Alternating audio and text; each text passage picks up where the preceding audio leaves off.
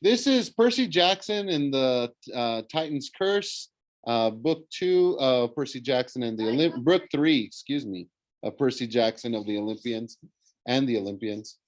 This is chapter 2. The vice principal gets a missile launcher. I didn't know what kind of monster Dr. Thorne was, but he was fast. Maybe I could defend myself if I could get my shield activated. All that it would take was a touch of my wristwatch, but defending the D'Angelo kids was another matter. I needed help, and there was only one way I could think to get it. I closed my eyes. What are you doing, Jackson? Hissed Dr. Thorne. Keep moving. I opened my eyes and kept shuffling forward. It's my shoulder, I lied, trying to sound miserable, which wasn't hard. It burns. Bah! My poison causes pain. It will not kill you. Walk! Dr. Thorne herded us outside, and I tried to concentrate. I pictured Grover's face. I focused on my feelings of fear and danger. Last summer, Grover had created an empathy link between us. He sent me visions in my dreams to let me know when he was in trouble. As far as I knew, we were still linked, but I never tried to contact Grover before. I didn't even know if it would work while Grover was awake. Hey, Grover, I thought. Thorne's kidnapping us. He's a poisonous, spike-throwing maniac. Help! Thorne marched us into the woods. We took a snowy path, dimly lit by old-fashioned lamplights. My shoulder ached, the wind blowing through my ripped clothes, so cold that it felt like I felt like a Percysicle. There is a clearing ahead, Thorne said. We will summon your ride. What ride? Bianca demanded. Where are you taking us? Silence, you insufferable girl. Don't talk to my sister that way, Nico said. His voice quivered, but I was impressed that he had the guts to say anything at all. Dr. Thorne made a growling sound that definitely wasn't human. It made the hairs stand up on the back of my neck, but I forced myself to keep walking and pretend I was being a good little captive. Meanwhile, I projected my thoughts like crazy, anything to get Grover's attention. Grover, apples, tin cans, get your furry goat behind out here and bring some heavily armed friends. Halt, Thorne said. The woods had opened up. We'd reached a cliff overlooking the sea. At least I sensed the sea was down there, hundreds of feet below. I could hear the waves churning, and I could smell the cold, salty froth. But all I could see was mist and darkness. Dr. Thorne pushed us toward the edge. I stumbled, and Bianca caught me. Thanks, I murmured. What is he? She whispered. How do we fight him? I am working on it. I'm scared, Nico mumbled. He was fiddling with something, a little metal toy soldier of some kind. Stop talking, Dr. Thorne said. Face me. And we turned. Thorne's two-toned eyes glittered hungrily. He pulled something from his undercoat. At first, I thought it was a switchblade, but it was only a phone. He pressed the side button and said, the package is ready to deliver. There was a garbled reply, and I realized Thorne was on walkie-talkie mode. This seemed way too modern and creepy. A monster using a mobile phone. I glanced back behind me, wondering how far the drop was. Dr. Thorne laughed. By all means, son of Poseidon. Jump! There is the sea. Save yourself. What did he call you? Bianca muttered.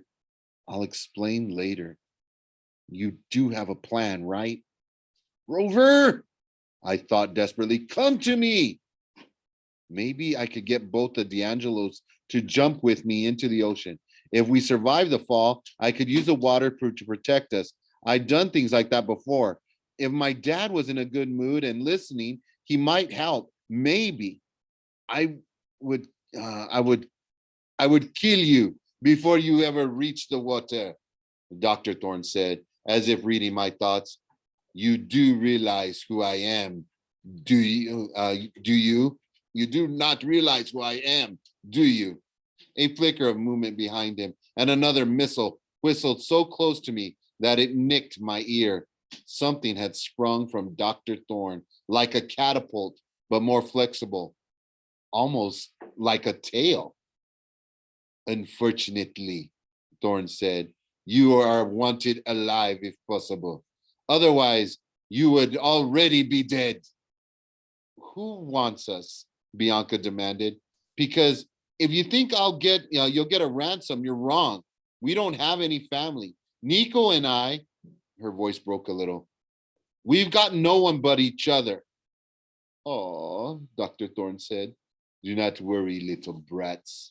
You will be meeting my employers soon enough. You will have a brand new family. Luke, I said. You work for Luke. Dr. Thorne's mouth twisted with distaste when I said the name of my old enemy, a former friend who tried to kill me several times. You have no idea what is happening, Percy Jackson. I will let the general enlighten you. You are going to do him a great service tonight. He is looking forward to meeting you. The general, I asked. Then I realized I said it with a French accent. The general, I asked. Then I realized I said it with a French accent. I mean, who is the general? Thorne looked at toward me, toward the horizon. Ah, here we are. Your transportation. I turned and saw a light in the distance, a searchlight over the sea. Then I heard the chopping of a helicopter blades getting louder and closer. Where are you taking us? Nico said. You should be honored, my boy. You will have the opportunity to join a great army, just like that silly game you play with cards and dolls. They're not dolls, they're figurines. And you can take your great army and now, Dr. Thorne warned, you will change your mind about joining us, my boy.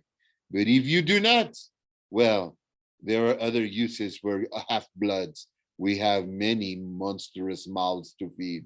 The great stirring is underway.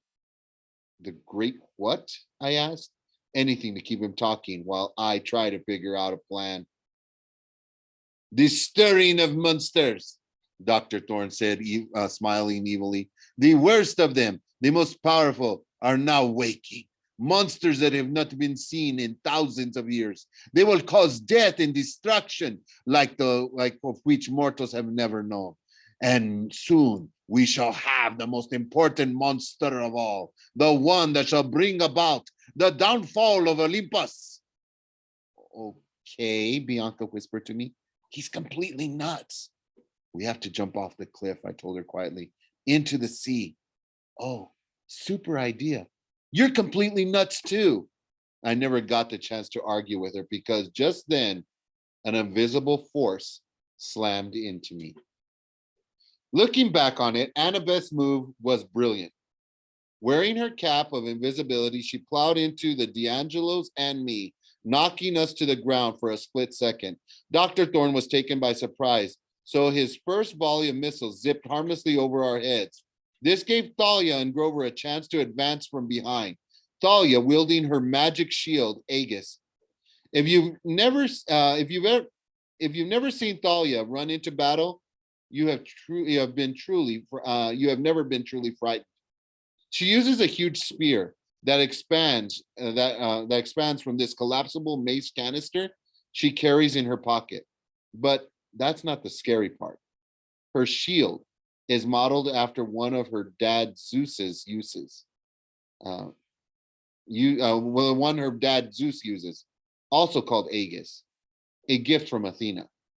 The shield has the head of the Gorgon Medusa molded into the bronze. And even though it won't turn you into stone, it's so horrible, most people will panic and run at the sight of it. Even Dr. Thorne winced and growled when he saw it. Thalia moved in and with her spear. For Zeus! I thought Dr. Thorne was a goner. Thalia jabbed at his head, but he snarled and swatted the spear aside. His hand changed into an orange paw with an enormous claws that sparked against Thalia's shield as he slashed. If it hadn't been for Aegis, Thalia would have been sliced like a loaf of bread. As it was, she managed to roll backward and landed on her feet. The sound of the helicopter was getting louder behind me, but I didn't dare look. Dr. Thorne launched another volley of missiles at Thalia, and this time I could see how he did it. He had a tail, a leathery scorpion-like tail that bristled with spikes at the tip.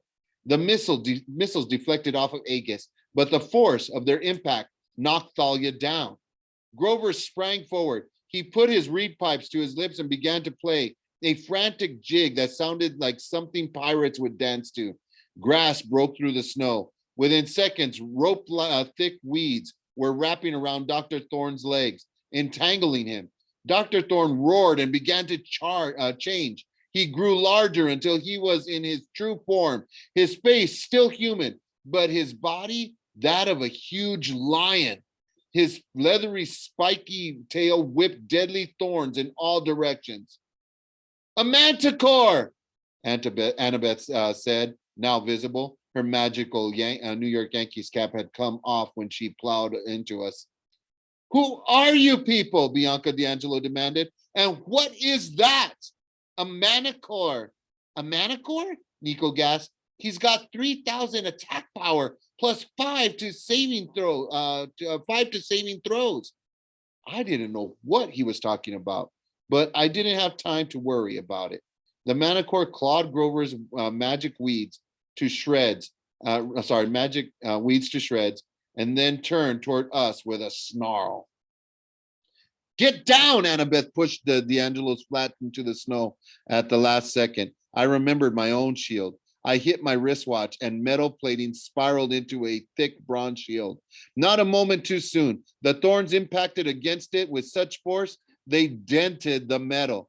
The beautiful shield, a gift from my brother, was badly damaged. I wasn't sure it would ever stop a second volley. I heard a thwack and a yelp, and Grover landed next to me with a thud. "Yield!" the monster roared. "Never!" Thalia yelled from across the field. She charged the monster, and for a second I thought she would run him through. But then there was a thunderous noise and a blaze of light from behind us. The helicopter appeared out of the mist, hovering just above the cliffs. It was a sleek black military-style gunship with attachments on the sides that looked like laser-guided rockets. The helicopter had to be manned by mortals, but what was it doing here? How could mortals be working with a monster? The searchlights blinded Thalia, and the manticore swatted her away with its tail. Her shield flew off into the snow. Her spear flew in the other direction. "No!" And I ran to help her. I parried away a spike just before it would have hit her chest. I raised my shield over us, but I knew it wouldn't be enough. Dr. Thorne laughed. "Now you will see how hopeless it is. Yield, little heroes." We were trapped between a monster and a fully armed helicopter. We had no chance. Then I heard a clear, piercing sound, the call of a hunting horn blowing in the woods. The manticore froze, and for a moment no one moved. There was only the swirl of snow and wind and the chopping of the helicopter blades. "No," Dr. Thorne said, "it cannot be." But his sentence was cut short when something shot past me like a streak of moonlight. A glowing silver arrow sprouted from Dr. Thorne's shoulder. He staggered backward, wailing in agony. "Curse you!"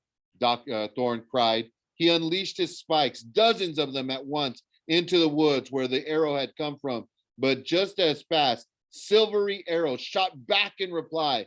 It almost looked like the arrows had intercepted the thorns in midair and sliced them into two. But my eyes must have been playing tricks on me. No one, not even Apollo's kids at camp, could shoot with that much accuracy. The manticore pulled the arrow out of his shoulder with a howl of pain. His breathing was heavy. I tried to swipe him with my sword, but he wasn't as injured as he looked. He dodged my attack and slammed his tail into my shield, knocking me aside. Then the archers came out of the woods. They were girls, about a dozen of them. The youngest, maybe 10. The oldest, about 14, like me. They wore silvery ski parkas and jeans. They were all armed with bows. They advanced on the manticore and with determined expressions. The hunters, Annabeth cried. Next to me, Thalia muttered, oh, wonderful. I didn't have a chance to ask what she meant. One of the other archers stepped forward with her bow drawn. She was tall and graceful, with coppery colored skin. Unlike the other girls, she had a silver circlet braided into the top of her long dark hair, so she looked like some kind of Persian princess. Permission to kill, milady. I couldn't tell who she was talking to because she kept her eyes on the manticore. The monster wailed. This is not fair. Direct interference. It's against the ancient laws. Not so, another girl said. This one was a little younger than me, maybe 12 or 13. She had auburn hair gathered back in a ponytail and strange eyes, silvery yellow like the moon. Her face was so beautiful, it made me catch my breath, but her expression was stern and dangerous. The hunting of all wild beasts is within my sphere, and you, foul creature, are a wild beast. She looked at the other girl with the circlet. Zoe, permission granted. The manticore growled. If I cannot have these alive, I shall have them dead. He lunged at Thalia and me, knowing we were weak and dazed. No, Annabeth yelled, and she charged at the monster. Get back, half-blood, the girl with the circlet said. Get out of the line of fire. But Annabeth leaped into the monster's back and drove her knife into its mane. The manticore howled, turning in circles as with its tail flailing as Annabeth hung on for dear life. Fire, Zoe ordered. No, I screamed, but the hunters let their arrows fly. The first caught the manticore in the neck. Another hit his chest. The manticore staggered backwards, wailing, This is not the end, huntresses. You shall pay. And before anyone could react, the monster, with Annabeth still on his back, leaped over the cliff and tumbled into the darkness. Annabeth! I yelled. I started to run after her, but our enemies weren't done with us. There was a snap, snap, snap from the helicopter and the sound of gunfire.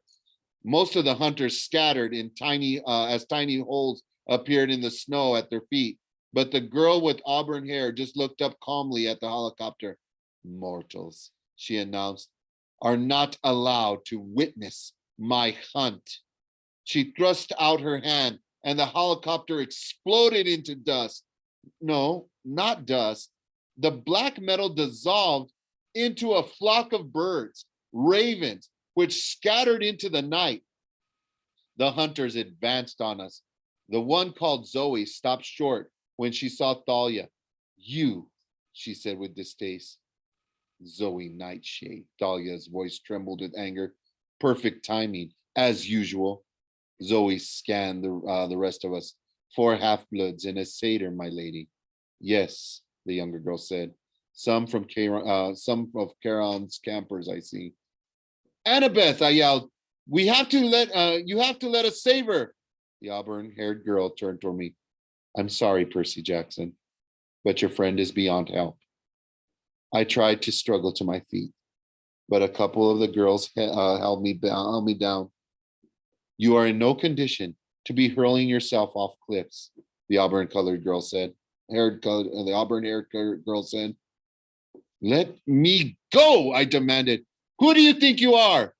Zoe stepped forward as if to smack me. No, the other girl ordered.